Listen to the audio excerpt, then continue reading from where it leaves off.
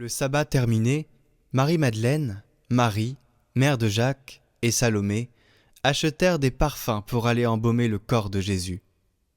De grand matin, le premier jour de la semaine, elles se rendent au tombeau, dès le lever du soleil.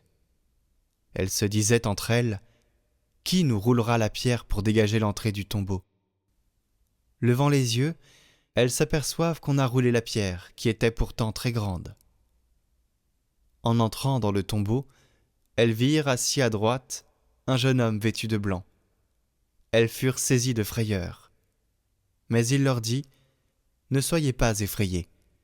Vous cherchez Jésus de Nazareth, le crucifié. Il est ressuscité, il n'est pas ici. Voici l'endroit où on l'avait déposé.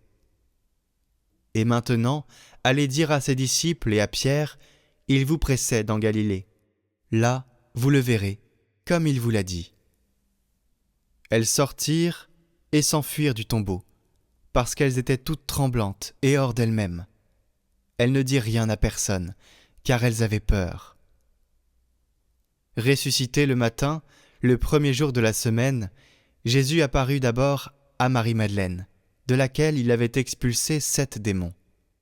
Celle-ci partit annoncer la nouvelle à ceux qui, ayant vécu avec lui, s'affligeaient et pleuraient. Quand ils entendirent que Jésus était vivant et qu'elle l'avait vu, ils refusèrent de croire.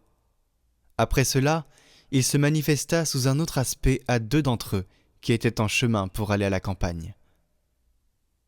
Ceux-ci revinrent l'annoncer aux autres, qui ne les crurent pas non plus. Enfin, il se manifesta aux 11 eux-mêmes pendant qu'ils étaient à table. Il leur reprocha leur manque de foi et la dureté de leur cœur, parce qu'ils n'avaient pas cru ceux qu'il avait contemplés ressuscités. Puis il leur dit : « Allez dans le monde entier, proclamez l'Évangile à toute la création. Celui qui croira et sera baptisé sera sauvé. Celui qui refusera de croire sera condamné. Voici les signes qui accompagneront ceux qui deviendront croyants. En mon nom, ils expulseront les démons. Ils parleront en langue nouvelle. Ils prendront des serpents dans leurs mains, et s'ils boivent un poison mortel, il ne leur fera pas de mal. Ils imposeront les mains aux malades, et les malades s'en trouveront bien. » Le Seigneur Jésus, après leur avoir parlé, fut enlevé au ciel et s'assit à la droite de Dieu. Quant à eux, ils s'en allèrent proclamer partout l'Évangile. Le Seigneur travaillait avec eux et confirmait la parole par les signes qui l'accompagnaient.